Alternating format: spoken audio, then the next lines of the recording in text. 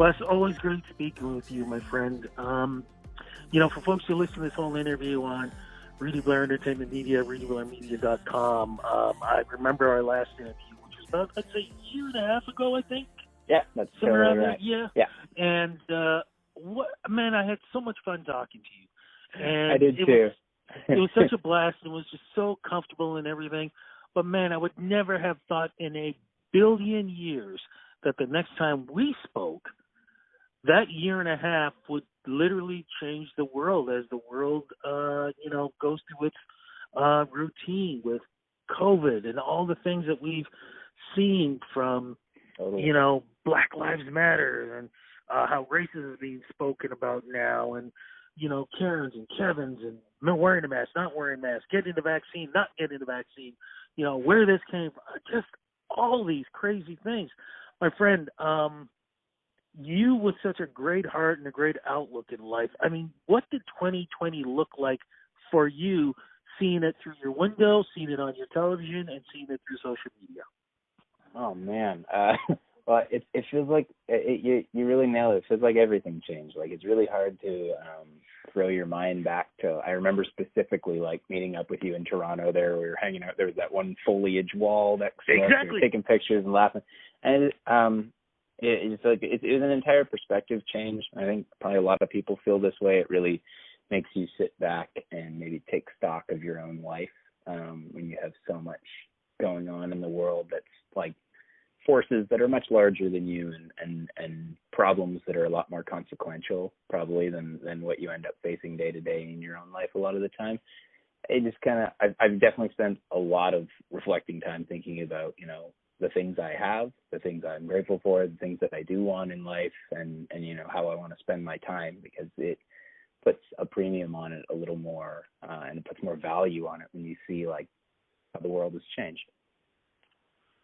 How has it affected the way you write music? Because when you see the world a different way, it may affect on your emotions, and your emotions are a big part of how you write music. Yeah, totally. I mean, I found myself increasingly writing things that feel quite different from anything I'd written before. So actually, a lot of it departing from country music entirely. That's not true per se of this single. But there's a bunch of stuff that I've been tracking now that will be on my album that ends up like, it just feels like things that start coming out of you. Like I feel like as an artist, you kind of end up acting a bit like a sponge, in that you take in like everything around you, and at some point you wring that out, and that becomes your albums, your films, your whatever. And that you can't change that when you're taking in all that stuff that ends up coming out of you. I mean, for process, it's changed a lot in that, I haven't been in like another recording studio or anything like that. Collaboration has become an online thing. I spent the first 5 months of the pandemic out at my cabin. I was weirdly there at the start of March last year on what was supposed to be a 4-day birthday trip. I was going to go out there, and 2 days into the trip, all the like lockdown measures came in, and so my flight home was canceled. And I was like, all right, well, it probably makes more sense to stay here anyways, because everything is there's not a normal world to go back to, and I'm already in this very isolated place. So I stayed out there for half a year and built a recording studio with gear that was out there, and I had my roommate ship me a couple of things from Vancouver. And yeah, I put together a studio out there and basically tracked a lot of my album. How did that feel emotionally back then? Because in March, nobody knew anything that was happening. I mean, I'm in Toronto, and the thing I remember most was never seeing anybody outside, literally, for the first month. Nobody would go outside unless they had to. And when they did, it was almost like if you walked near anybody, somebody literally would scream at you, get away from me, get away from me, get away from me. I think there was so much fear. There was a lot of fear during that period of time. But how was it for you, though, being isolated and using that mentality? What were you thinking about what was going on in the rest of the world? Because I think for a lot of people, they thought it was like, okay, this is it. This is how the world ends kind of thing. Yeah, I mean, I'll say I was very fortunate for that window in time to like I was in a place that was so isolated anyways, like I was in a really, really like remote area. Like oftentimes I would go for a walk and I would see, like 100% of the time, I would see more deer and rabbits than I would see people. At most, you'd ever, maybe see one other person out walking a dog or something like that. So it kind of allowed me this like almost transition phase where the weirder part was when I came back to Vancouver for me, and all of a sudden returning to the city. And it's been 4 or 5 months, and now there's this like sort of status quo of how people were operating, and that felt really weird for me to adapt to because I hadn't been there for that. I had been in this really isolated place. Again, I was really grateful for it because I love it out there, and it ended up working out nicely. That I felt like, well, there's literally no reason for me to go back. Out here, I felt like I was able to do a lot of creative work and work on things that like just projects and things that I've otherwise pushed off for a long amount of time. What did you learn about yourself? I remember years ago, this is probably back in the 90s, I remember I was overworking myself, and my boss literally forced me, he said, look, you're on vacation right now. So I actually went away on vacation, but I went by myself. And I went to the Caribbean, and I spent 5 days on my own. Yes, I ran into people, but I basically didn't say, hey, let's hang out or whatever. I stayed by myself. I ate in the morning, afternoon, evening. Everything was just by myself. And the one thing I learned about myself back then, which I still feel like I do now, is I do like myself, and I can do things on my own and not have to worry about being with somebody, if you know what I mean. Yeah. I know some people say they can't go to the movies by themselves. They go, oh, that's ridiculous. I go, yeah, I can go to the movies by myself and not worry about it. What did you learn about yourself during that isolation and during that time? Well, first, Rudy, I think that's really cool, like the trip that you took there and that you did learn that, because I think that's like an insanely valuable life lesson to have that nugget of knowledge that ends up like, I feel like that probably will end up guiding you through a ton of life decisions where it's like, you're good on your own, and then anything you want to add to your life is a bonus, is like is things that you're building. I think that's a very valuable lesson. So I feel happy that you've experienced that. I mean, thank you. For myself, there's certainly a component of a feeling like that. For me, a lot of the value of like nature to me was huge. That I've like, even now being back in Vancouver, I end up now spending a lot more time like making sure that every day I go spend like I now at this point will usually spend like 2 hours a day or 3 hours a day if I'm going to do work. There's like this huge park and like a bunch of duck ponds near my house, and I will go and sit there and do it because I spent so much time doing that at my cabin, and I realized how much better of a mood I was in and how much more clarity I felt like I had. So for me, that was a big deal. I think some of it was a total reset of like, all of a sudden I had no plans with anyone. I had nothing scheduled. I had no acting jobs. I had fortunately just released my album. I'd finished putting out all the singles. I was at this like cold reset. And so it gave me this little moment in time where I was like, okay, what do I want to add? What are the pieces I want to put on the board, as opposed to there's already a mess of pieces on the board and I need to shuffle them around. And so I've maybe tried to be a little choosier about what I get into now. And because I find in this business, because I work as a musician and an actor and a director and a producer and a writer, and I do a bunch of different things. And it's really easy you get a little bit of trajectory going, and somebody calls you up and says, hey, can you help out with this? Or do you want to work on this? Or can I hire you for this? And if you say yes to all of it because it feels like, oh, cool, this is building my career. This is fun. That sounds nice. But you can end up being stretched so thin, at least I find I can, that like I don't think I'm maybe doing the best job of everything, but more so like I'm not enjoying myself. You only have so many hours in the day.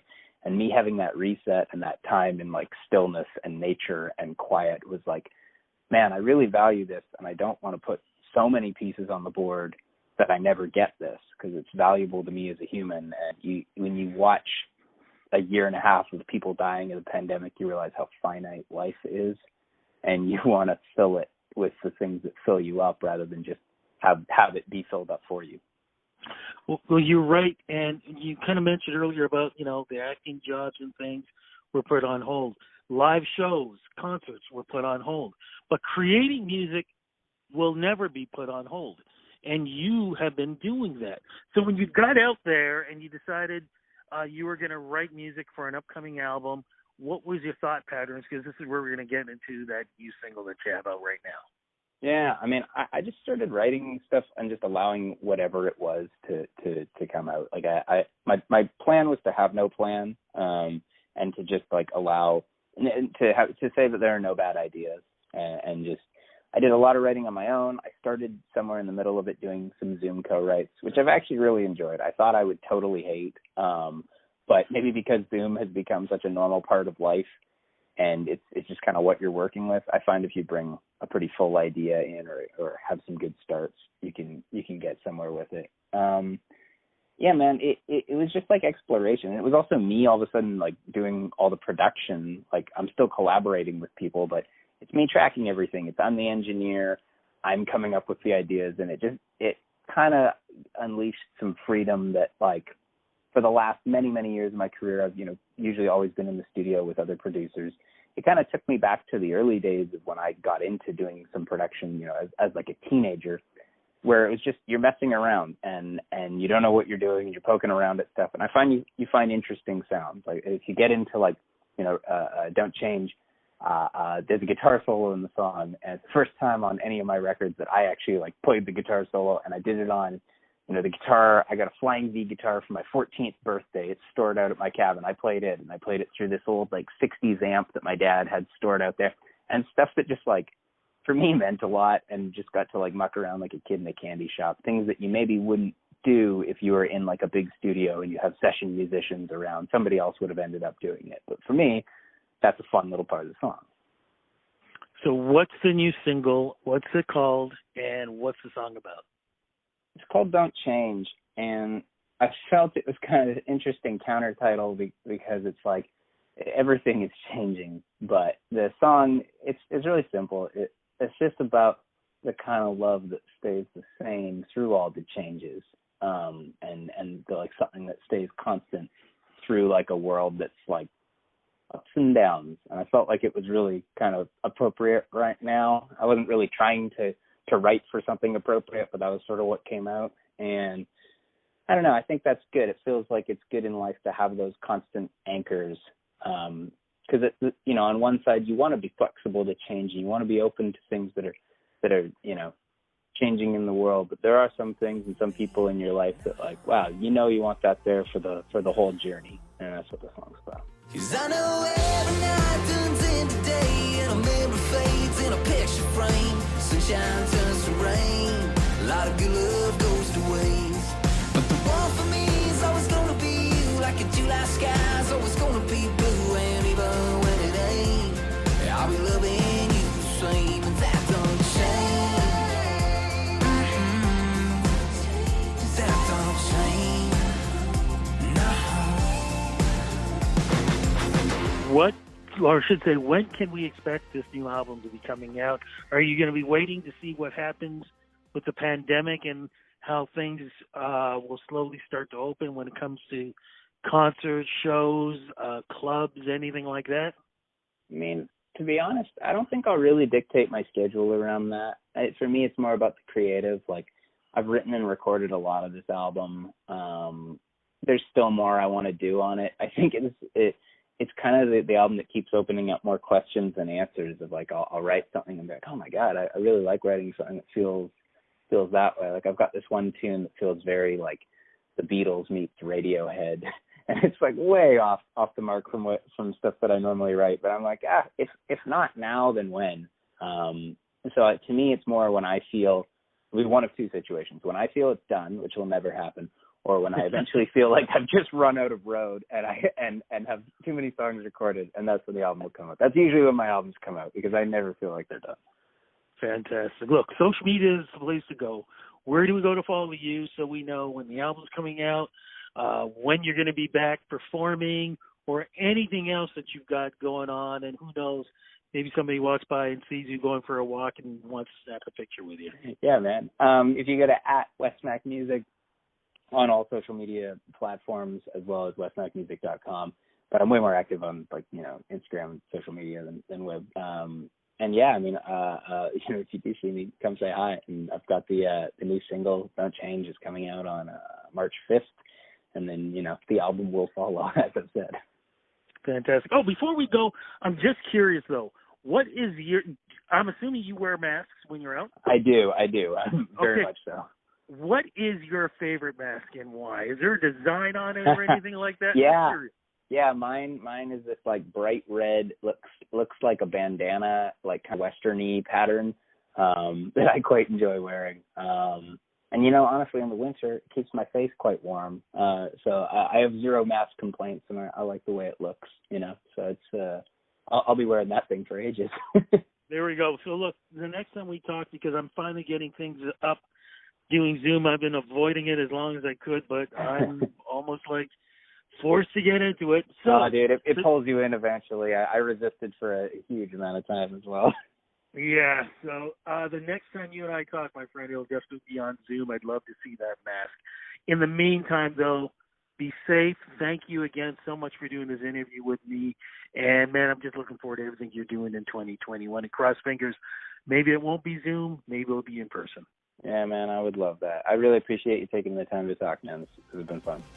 Take care. Be safe. Talk to you, man. See you, Rudy. Take care. Bye-bye. That don't change.